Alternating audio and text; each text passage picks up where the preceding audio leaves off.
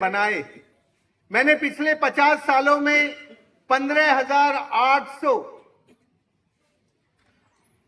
धरती के ऊपर केवल बांध बनाए और नीचे तो हमने कितने जो धरती के अंदर के बांध थे उनको कितों को रिचार्ज किया, जिसके कारण आज 2025 में मैं कह सकता हूं कि हमने 23 नदियों को पेरेनियल किया जो सूखी थी और मरी थी। ये चित्र चंबल की छोटी नदी है सेरनी। चंबल की छोटी नदी सेरनी सूख गई थी तो वहां के सारे लोग डाकू हो गए थे। बादल तो आते हैं हर साल मेरे गांव में, पर बरसते नहीं हैं वो, रूठ कर चले जाते हैं कहां हम नहीं जानते। राधा मोहन जी उससे थोड़ा और गहरा बोलते थे। वो कहते थे कि जब हम अपने शरीर से कुछ करने लगते हैं तो साइंस भी, टेक्नोलॉजी भी और इंजीनियरिंग भी हमसे डिसइंटीग्रेट नहीं होती, वो हमें इंटीग्रेट करती है नेचर के साथ। बात करने आया हूं मित्रों, मुझे आपसे दो बातें करनी है। भगवान शब्द बना, उस भगवान शब्द का फॉर्मेशन जरा समझ लो। भगवान का मतलब होता है वैसे भूमि, जैसे गगन, वैसे वायु, और से अग्नि और नैसे नील। आज की साइंस, टेक्नोलॉजी और इंजीनियरिंग केवल प्रकृति का शोषण, अतिक्रमण और प्रदूषण बढ़ाने का काम कर रही है। शिक्षा केवल लाभ सिखाती है और विद्या सबका सुख सिखाती है। इसलिए ये जो श्लोक है ये शिक्षा का नहीं है, ये विद्या का है। विद्या हमारे कॉमन फ्यूचर को बेहतर बनाने के सपने दिखाती है। नेक्स्ट, यदि आप देखें तो उसी काल में हमारे जल के बारे में, नदियों के बारे में क्या कहा? नदियों के बारे में कहा है यात्मा परिचरा समानी रोहोत्रे अप्रमाद छरयंती। अप्रमाद छरयंती, बिना रुकावटों के छरयंती, बहती रहो। हमारी धरती पर बहने वाली नदियां, हमारे आकाश में बहने वाली नदियां और हमारी धरती के अंदर की नदियां बिना प्रमाद के, बिना रुकावट के बहती रहनी चाहिए। लेकिन हमारी इस आधुनिक इंजीनियरिंग ने और तकनीक ने सारी नदियों की हत्या करने का काम किया। पानी व्यापार की वस्तु नहीं थी, पानी तो ब्रह्म था। हम उसको ब्रह्म की तरह देखते थे। तो ये जो पानी का व्यापार है, ये पानी के व्यवहार को, पानी के सदाचार को बदल देता है। पानी को हम ये मानते हैं कि वो हमारा जीवन है, जीविका है और जमीन है। Water is life, livelihood and dignity. पर उसके साथ वैसा व्यवहार हम नहीं कर रहे। हमने भारत की सारी नदियों को मैला ढोने वाली मालगाड़ी बना दिया है। ये जो लोग कह रहे हैं कि हम गुरु हैं, गुरु बन रहे हैं, ये झूठ है। गुरु बनने के लिए हमारा व्यवहार, हमारा सदाचार, हमारी निष्ठा, हमारी पानी के प्रति कर्तव्य परायणता, प्रकृति का नजरिया और प्रकृति की दृष्टि, उसी से संभव है। दोस्तों, आज भारत में 17 राज्यों में स्कैर्सिटी है और 365 जिले हैं जहां पीने के लायक पानी नहीं है और 190 जिले हैं जहां बाढ़ आती है। अभी 17 राज्यों के 365 जिलों में ये वाटर क्राइसिस है। बाढ़ केवल 1% जमीन पर आती थी, बिहार और बंगाल। अभी 30% जमीन पर बाढ़ आती है भारत में। क्या है उसका कारण? यह है कि हमने एक्सट्रैक्शन की टेक्नोलॉजी बहुत तेजी से खोज ली है। तो आज हमें रिचार्ज करने की जरूरत नहीं, डिस्चार्ज करने की टेक्नोलॉजी हमें आ गई है और हम 1000 मीटर नीचे तक डिस्चार्ज कर रहे हैं जमीन को। उसका कारण है कि आज भारत का नजरिया, भारत को जब देखेंगे तो ये जो ग्राउंड वाटर है उसका 2024 में 72% तक डिस्चार्ज हुआ। 2024 में थोड़ी अच्छी बारिश हुई तो ये डेटा थोड़ा ऊपर चलेगा 62%। हमें जरूरत है एक बार फिर साइंस को, टेक्नोलॉजी और इंजीनियरिंग को इंटीग्रेट करके विद्या की तरह देखना शुरू करें, शिक्षा की तरह नहीं। शिक्षा तो हमें स्वार्थी ही बनाती है, हमारा पैकेज और हमारी नौकरी ढूंढवाती है। विद्या की तरह देखना पड़ेगा कि विद्या हमें जरा कॉमन फ्यूचर को बेहतर बनाने के सपने दिखाती है। इसलिए यदि साइंस, टेक्नोलॉजी और इंजीनियरिंग को इंटीग्रेट करके देखना शुरू करेंगे तो हमारी धरती के अंदर जो नेचुरल डैम है उन्हीं से हम पानी के बैंक, वाटर बैंक बना सकते हैं।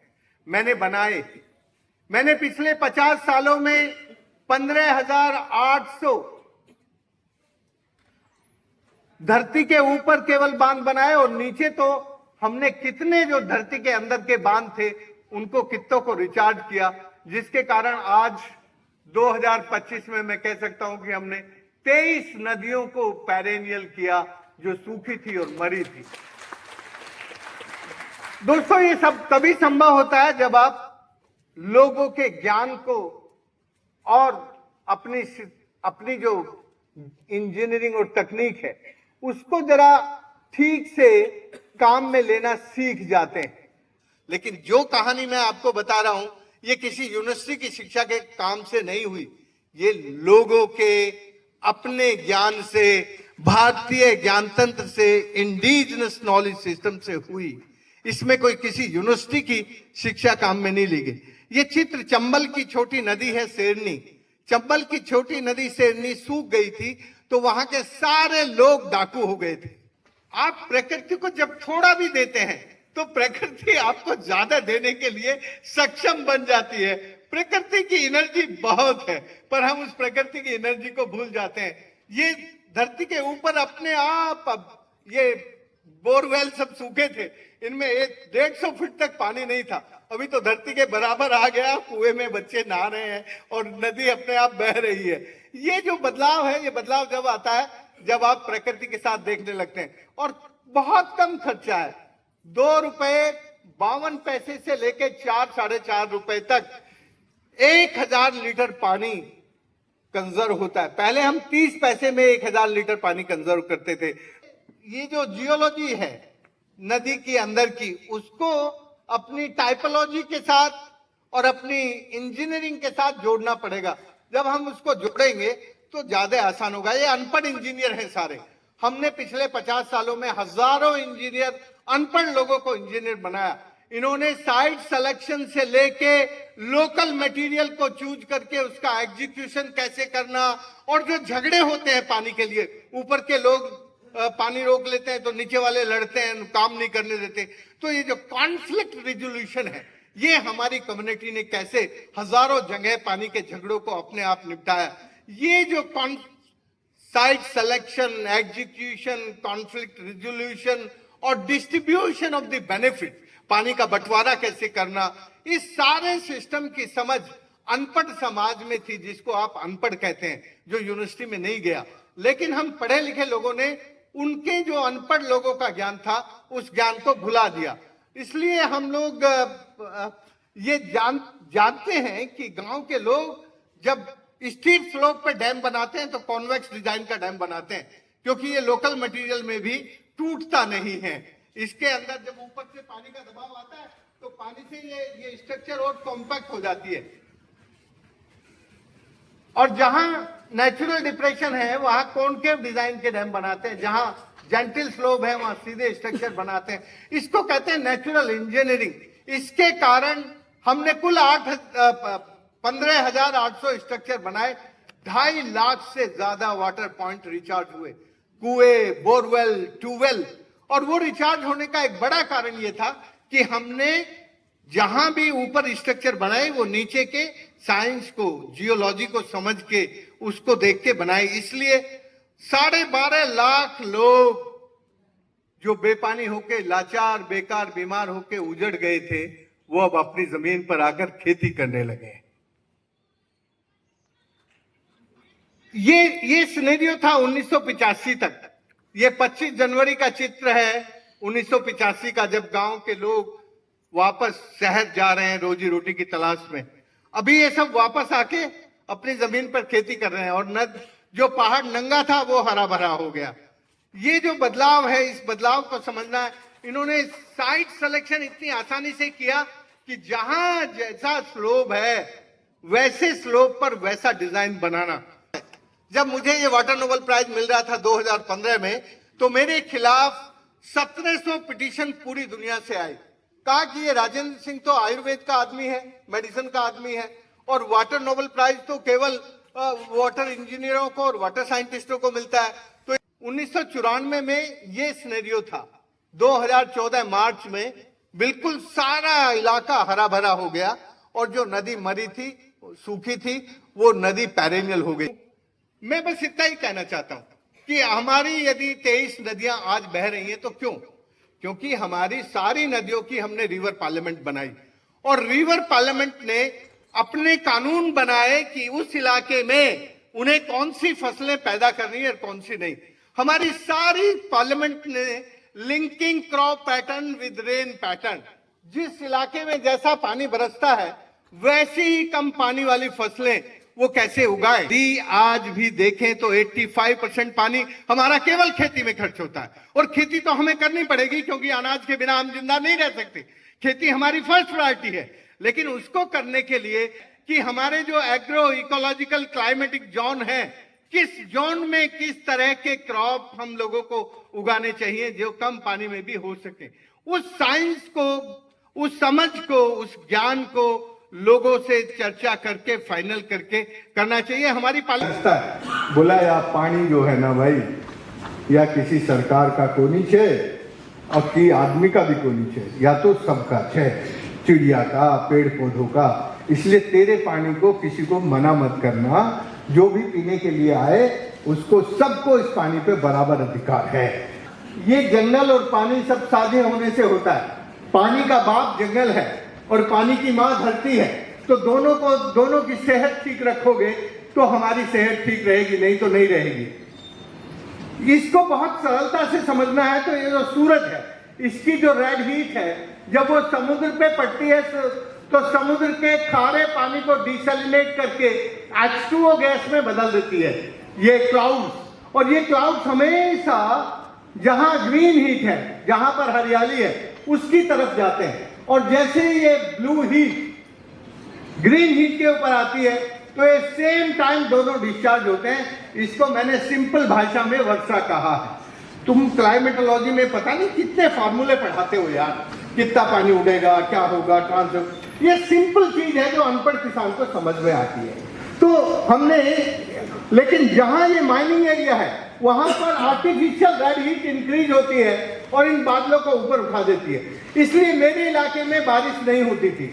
जब मैंने काम शुरू किया तब मेरे गांव के लोग एक गीत गाते थे, बादल तो आते हैं हर साल मेरे गांव में, पर बरसते नहीं हैं वो, रूठ कर चले जाते हैं कहां हम नहीं जानते।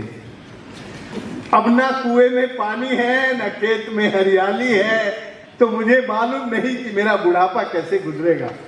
ये सारे दुख भरे गीत अभी क्या गाते हैं? हमने बस ये थोड़ी सी स्ट्रक्चर जहां हरियाली थी उसके आसपास में बनाना शुरू किया। पानी तो आता नहीं था, बरसता नहीं था, तो लोग बड़े नाराज थे मुझसे कि ये डॉक्टर जो है ना ये पागल हो गया, बारिश होती नहीं और ये जोहर बांध बनवा रहा। तो मैंने कई बार ये बात कही जो आपको भी कहता हूं। सचमुच मेरे दादा, जब मैं छोटा था तो मेरे दादा कहते थे कि जो इंसान पानी आने से पहले पाल बांध लेता है वो ना पानी में डूबता है और ना उसको पानी की कमी होती है। और हम लोगों ने एक के बाद एक हजारों स्ट्रक्चर बनाई और फिर हमने क्या किया, हमारे यहाँ बारिश नहीं हो रही थी, बारिश यहाँ हो रही थी, उस बारिश को डाइवर्ट करके अपनी वाटर बॉडीज में ले आए। कुल 10% वाटर बॉडी भरी हमारी पहली बार, कुल 10%। लेकिन 10% का इम्पैक्ट ये हुआ कि उसके नीचे के जितने कुएं थे वो सब रिचार्ज हो गए, और कुएं रिचार्ज हुए तो उसमें खेती होने लगी। और फिर खेती का जो पानी है उसमें से ट्रांस एवोपरेशन और हमारी वाटर बॉडीज में से एवोपरेशन, इन दोनों से small, very small cloud formation शुरू हुआ। अब इस स्मॉल क्लाउड ने, ये जो मैक्रो क्लाउड्स हैं, हमारे माइक्रो क्लाउड्स ने मैक्रो क्लाउड्स को बुलाना शुरू किया। हमारे यहाँ ज्यादातर मैक्रो क्लाउड्स अरेबियन सी से आते हैं, तो दोनों मिल गए और अब हमारे इलाके में बारिश होने लगी। अभी गीत बदल गया, अब बादल आते हैं मेरे गांव में, रूठते नहीं है वो, बरसते हैं हमारे खेतों पर। पानी आ गया है हमारे कुएं में। जिस दिन पानी आया हमारे कुएं में, हमारी खेतों में है हरियाली, कुएं में है पानी। This is the seed of hope, this is the real, कि उनको ये जो बदलाव है वो दिखने लगा।